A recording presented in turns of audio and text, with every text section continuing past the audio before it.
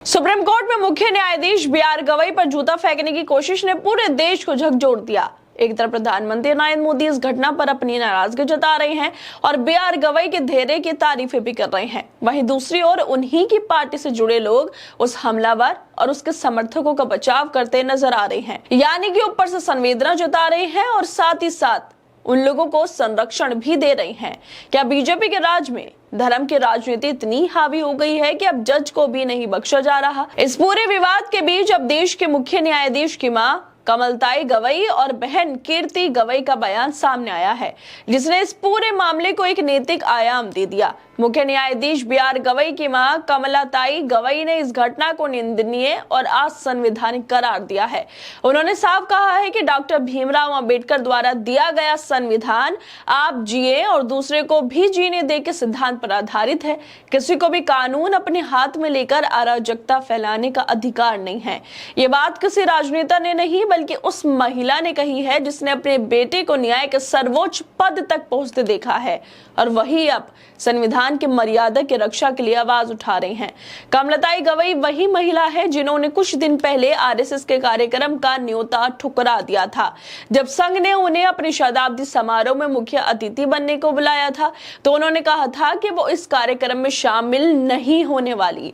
एक ऐसी मां जो संविधान और अंबेडकर के विचारों पर अडिग है, उसने उस संगठन का निमंत्रण ठुकरा दिया जो संविधान की समानता और धर्मनिरपेक्षता की भावना पर सवाल उठाने के लिए अक्सर चर्चा में रहता है।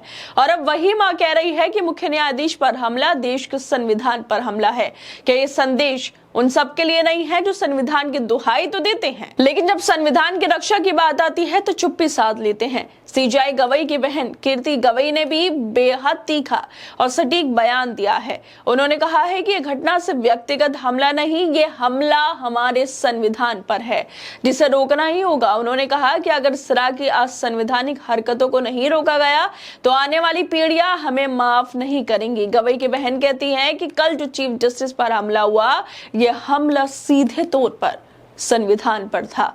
हमारा संविधान सबसे ऊपर है और यह हमारा कर्तव्य है कि हम हमारे संविधान को सबसे ऊपर रखें, अपने संवैधानिक अधिकारों को सुरक्षित रखें ताकि आने वाली पीढ़ी को एक सुरक्षित भारत दिया जा सके। जो भी हम काम करें वो भीमराव अंबेडकर के दिए हुए संविधान के फ्रेम पर ही आधारित हो। चीफ जस्टिस की मां और बहन हमले की निंदा कर रही हैं जो एक वकील करता है। सोचिए कोर्ट के अंदर कैसी विचारधारा के वकील बैठे हुए हैं जो चीफ जस्टिस पर हमले करने से भी नहीं चूकते। 6 अक्टूबर को सुप्रीम कोर्ट में राकेश किशोर नाम के जो ये वकील हैं, इन्होंने ही सीजेआई बी.आर. गवई की बेंच की तरफ एक जूता फेंकने की कोशिश की थी। मौके पर मौजूद सुरक्षा कर्मियों ने फौरन उसे काबू में तो कर लिया और उसे कोर्ट से बाहर भी ले गए। लेकिन जैसे ही इस वकील को बाहर ले जाया जा रहा था वो कह रहे थे कि सनातन धर्म का अपमान नहीं सहेंगे। राकेश किशोर को कुछ समय के लिए हिरासत में रखा गया और फिर छोड़ दिया गया। बार काउंसिल ऑफ इंडिया ने राकेश किशोर का लाइसेंस अब रद्द कर दिया है। अब वो किसी कोर्ट, ट्रिब्यूनल या अधिकरण में वकालत और पैरवी नहीं कर सकते। देश की आखिरी उम्मीद अगर किसी संसद से बची है तो वो है अदालतें। वो जज है जो दिन रात संविधान की रक्षा में खड़े रहते हैं। लेकिन जब जब उन्हीं जजों पर हमले होने लगे और सत्ता पक्ष के लोग ऐसे हमलों का सीधा या पीछे से समर्थन करने लगे तो ये सिर्फ एक घटना नहीं बल्कि बेहद खतरनाक है। मुख्य न्यायाधीश बी.आर. गवई पर जूता फेंकने की कोशिश के बाद पूरे देश में आक्रोश था, पर अजीत भारती जैसे बीजेपी के समर्थक जो हैं इस घटना पर खुशी जताते हुए उन्होंने कहा था कि ऐसे जजों के साथ सड़कों पर भी यही होना चाहिए। ये बयान न सिर्फ नफरत से भरा था बल्कि कानून और न्याय व्यवस्था के खिलाफ सीधी चुनौती थी। और जब पुलिस ने उसे पूछताछ के लिए बुलाया तो बीजेपी के प्रवक्ता शिवम त्यागी खुद उसे छुड़ाने पहुंच गए। अब सवाल ये है, क्या बीजेपी का प्रवक्ता किसी निजी नागरिक के लिए थाने तक पहुंचता है या फिर पार्टी के मौन सहमति के बिना ऐसा संभव है? अगर कोई व्यक्ति देश के मुख्य न्यायाधीश के खिलाफ हिंसा भड़काने की बात करता है और बीजेपी के नेता उसकी ढाल बनता है तो क्या इसे हमले का अप्रत्यक्ष समर्थन नहीं कहा जाएगा?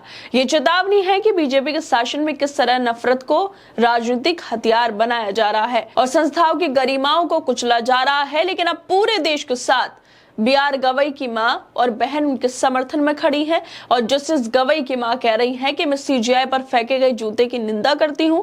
भारतीय संविधान सभी को समान अधिकार देता है, लेकिन कुछ लोग कानून को अपने हाथ में लेकर ऐसा व्यवहार कर रहे हैं। यह भारत के लिए अपमानजनक है और देश में अराजकता फैला सकता है। इस देश में किसी को भी ऐसा करने का अधिकार नहीं है। जस्टिस गवई की मां ने यह भी कहा कि मैं सबसे अनुरोध करती हूं कि आपके जो भी प्रश्न हैं, जो आप भी पूछना चाहते हैं, कृपया उन्हें शांतिपूर्वक तरीके से उठाएं। भारतीय संविधान सभी को समान अधिकार देता है, लेकिन अब कुछ लोग कानून को अपने हाथ में लेकर खुद को उससे ऊपर मानने लगे हैं। ये सिर्फ अराजकता नहीं, बल्कि उस सामाजिक संतुलन पर हमला है जो अंबेडकर ने गढ़ा था। सभी को अपने मुद्दे शांति और संवैधानिक मार्ग से सुलझाने चाहिए, लेकिन आज जिस तरह से नफरत, धर्म और राजनीतिक लाभ के नाम पर लोगों को भड़काया जा रहा है, क्या हम सच में उसी संविधान के रास्ते पे चल रहे हैं जिसकी शपथ हर नेता और न्यायाधीश लेता है? सवाल ये भी है कि आखिर एक दलित मुख्य न्यायाधीश के खिलाफ इतनी नफरत क्यों दिखाई जा रही है? क्या ये सिर्फ विचारधारा का मामला है या फिर समाज में जड़े जमा चुकी जातीय मानसिकता का चेहरा? जब एक दलित जज संविधान की बात करता है तो उसे हिंदू विरोधी कह दिया जाता है और सड़कों पर भी जूते मारने की बात कही जाती है, जो बेहद अफसोस की बात है, बेहद शर्म की बात है।